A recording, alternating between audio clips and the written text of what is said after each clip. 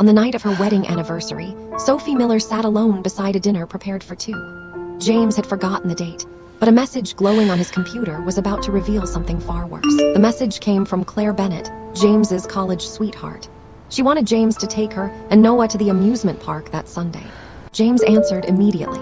Before Sophie could process it, a voice message began to play, and she heard Noah's excited voice coming through the laptop speakers. Noah sounded thrilled. He said it would be perfect, just Dad, Claire, and him. They were going together and they were not inviting Mom. Sophie did not confront them.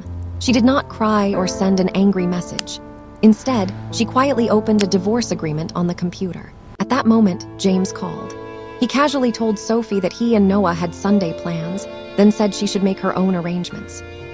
He ended the call before she could answer. Only then did Sophie look at the untouched dinner and realize he had forgotten their anniversary. In the living room, two familiar cups sat together on the coffee table, Noah's and Claire's. Suddenly, every small detail began to make sense. The truth had been visible for weeks. After Claire's breakup, James welcomed his first love into their home as though she had always belonged. The next morning, Claire complained she could not sleep alone. James decided Sophie should give up the bedroom and move into the living room.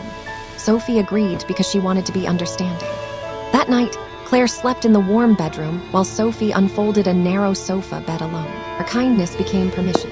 James washed Claire's clothes with Noah's, while Sophie handled her own laundry and every household chore without help or thanks. Before Claire arrived, Noah always called for his mother after school. Claire.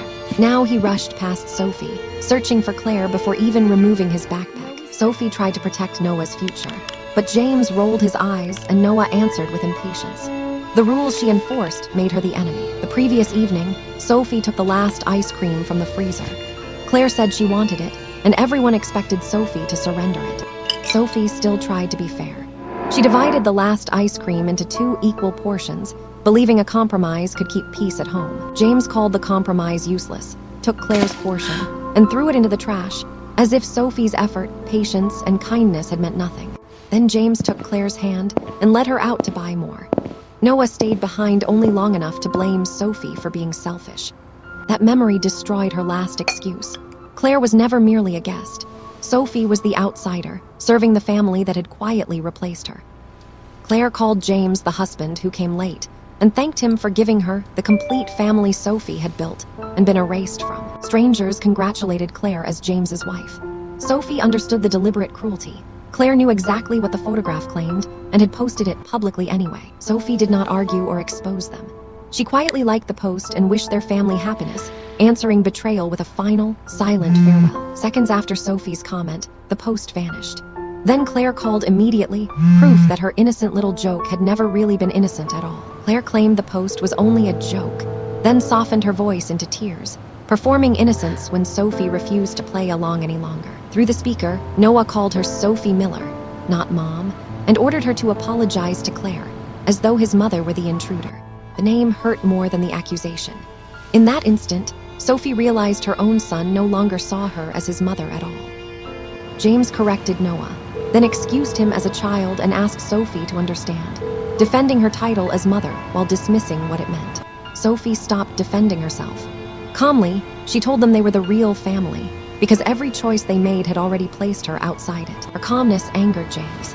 He reduced the secret outing to one missed amusement park trip, as if exclusion were petty and Sophie's pain entirely unreasonable. James sent Sophie $200, treating money as a solution, as if her marriage, humiliation, and grief could be settled by a payment. Sophie stared at the payment. $200. After years of sacrifice, that was the value James assigned to her pain and their marriage. Sophie ended the call without another word and returned to the computer. This time, the divorce agreement was no warning. It was her decision. She called Attorney Lewis and surrendered every claim to property.